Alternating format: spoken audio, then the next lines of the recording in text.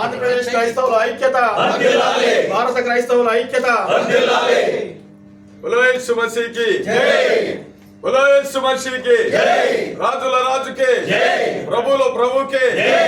క్రైస్తవుల ఐక్యత, క్రైస్తవుల ఐక్యత, క్రైస్తవుల ఐక్యత, క్రైస్తవుల ఐక్యత, క్రైస్తవుల ఐక్యత, క్రైస్తవుల ఐక్యత. జై క్రీస్తు. నమ్మకమైన నాయకులను, మన క్రైస్తవ నాయకులను మనం ప్రోత్సహిస్తూ ముందుకు తీసుకెళ్దామని ఈ సభాముఖంగా, ఈ పత్రికా సభాముఖంగా తెలియజేస్తున్నాం.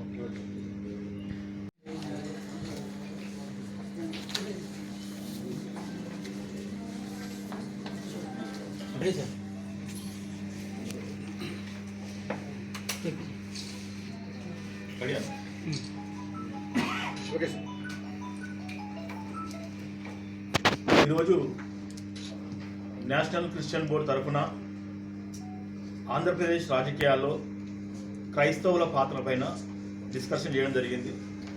మేము ఆంధ్రప్రదేశ్ రాష్ట్రంలో క్రైస్తవ ఓటర్లుగా ఉన్న మేము ఇప్పటి వరకు కేవలం ఓటర్లుగానే వాడబడుతున్నాము. మా క్రైస్తవులకు రావాల్సిన హక్కులు కానీ, నిధులు కానీ ఇంతవరకు మాకు ఏ పార్టీ నుంచి రాలేదు. గత ఎన్నికల్లో టీడీపీ పార్టీ గెలిచినప్పుడు మేము క్రైస్తవుల పక్షాన మేము వెళ్ళి ప్రభుత్వాలను గడవడం జరిగింది. అప్పుడు కూడా మాకు న్యాయం జరగలేదు. ఇప్పుడున్న వైఎస్ఆర్ పార్టీలో క్రైస్తవుల పక్షాన న్యాయం జరుగుతుందని ఆశతో మేము అందరూ గెలిపించుకున్నాము. ఇప్పుడు కూడా మాకు సరైన న్యాయం జరగలేదు అనుకుంటున్నాము. మేము ఏ పార్టీలకు సంబంధం లేకుండా మా క్రైస్తవులకు ఈ ఎలక్షన్లలో ఏం చేస్తారు మీరు అనే ఒక స్వచ్ఛమైన హామీ తీసుకొని ఓటేయాలనుకుంటున్నాము. కాబట్టి క్రైస్తవులుగా ఉన్న మేము మా ఏరియాలో, మా కాన్స్టిట్యున్సీలలో నిలబడే ఎమ్మెల్యేల గారికి మా సమస్యలను మీ పార్టీ మేనిఫెస్టోలో పెడితే అప్పుడు మీకు మేము ఓటేసి మీకు సహకరిస్తామని సభాముఖంగా తెలియజేస్తున్నాము.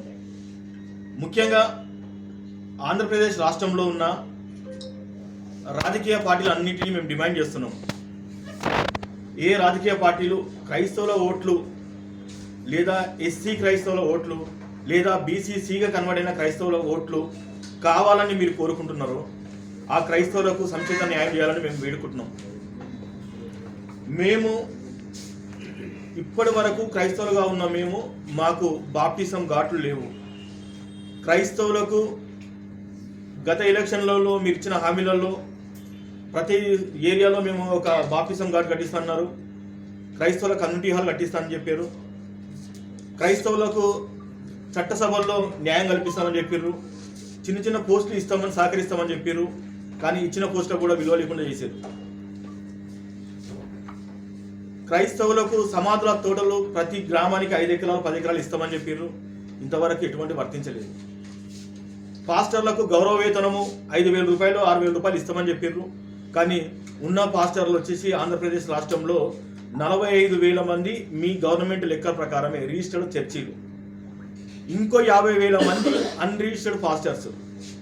సో మేము 90,000 మంది ఉన్నాము. 90,000 మందిలో కేవలము 15,000 మంది చూయించి 1,300 మంది 1,350 మందికే గౌరవ వేతనం వస్తుంది.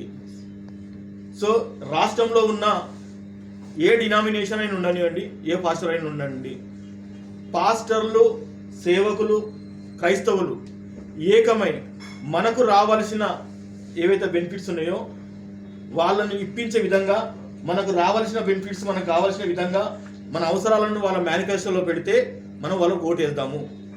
వాళ్ళు ఖచ్చితమైన హామీ మనకి ఇవ్వాలి. క్రైస్తవులకు మేము మీ సంఘాలపైన దాడి జరగకుండా మేము చూసుకుంటాం, మేము మీ క్రైస్తవులకు న్యాయం ఉంటాం, మీ క్రైస్తవ చర్చిల దగ్గర మేము సెక్యూరిటీ ఇస్తాం, లేదా మీకు మీ క్రైస్తవులకు హిందువులకు మధ్య చిచ్చు పెడుతున్న రాబందులను మేము వేటాడుతాము, రాష్ట్రంలో ఉన్న ప్రజలందరూ ఐక్యంగా ఉండేలాగా మేము చూసుకుంటాము అని ఒక నమ్మకాన్ని మాకు కలగజేయాలి.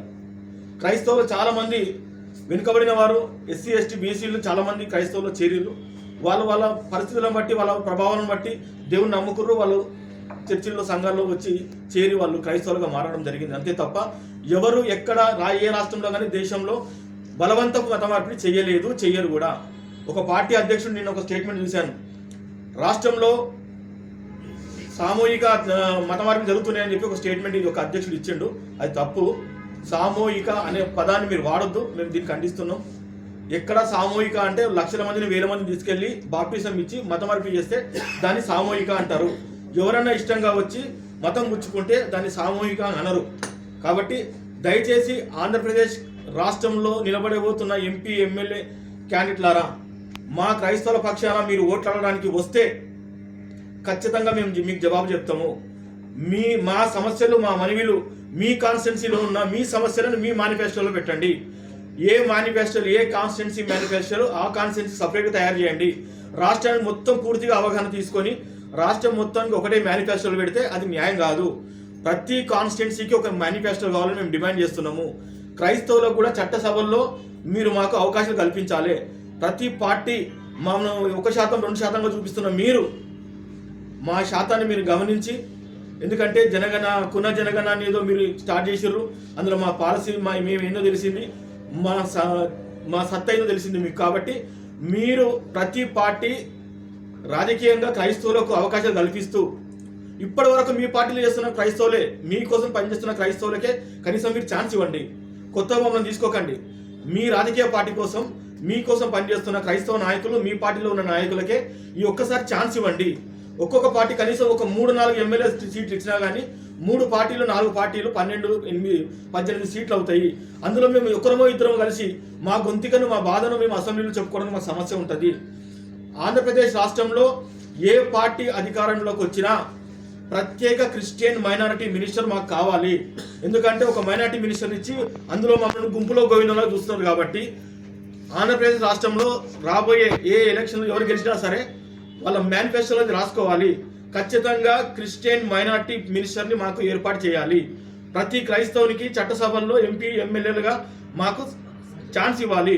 అవకాశం కల్పిస్తూ మమ్మల్ని ప్రోత్సహించాలి. మేము మీకు ఓటు బ్యాంక్గా ఉంటాం, మీకు అండగా ఉంటాం. కానీ మమ్మల్ని విచ్ఛిన్నంగా చేసి మమ్మల్ని లైట్ తీసుకొని క్రైస్తవులు ఏం చేయలేరు అంటే మా ఓటు ద్వారా మీకు సమాధానం చెప్పబోతున్నాం.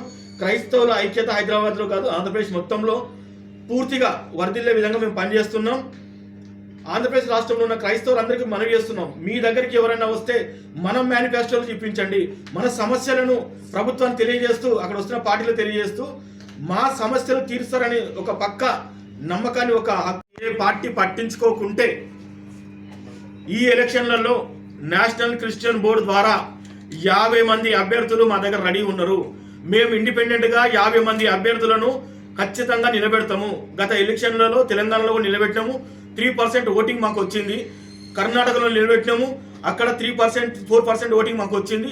మా ఓటు ద్వారా మీ పార్టీ ఓడిపోయే పరిస్థితి తెచ్చుకోకండి. ఖచ్చితంగా మా సమస్యలు, క్రైస్తవుల సమస్యలు మీ మేనిఫెస్టోలో తెలిసి క్రైస్తవులు, హిందువులు, ముస్లింలు అనే వ్యత్యాసం చూడకుండా మేము కూడా మీ ఓటర్లమే, మేము కూడా పన్ను కడుతున్నాం, మేము కూడా మీ జనాలమే అన్న విషయాన్ని మీ మనసులో పెట్టుకొని మమ్మల్ని కూడా సమానంగా చూస్తూ మాకు అవకాశాలు కల్పించండి. అవకాశాలు కల్పించిన పక్షంలో మా 50 మంది ఎవరైతే ఉన్నారో అభ్యర్థులు, 3 ఎంపీలు, 50 మంది ఎమ్మెల్యేలు నిలబడబోతున్నారు. దీనికి మీరు ఖచ్చితమైన మీరే బాధ్యత వహించవలసి ఉంటుందని తెలియజేస్తున్నాను. Thank you.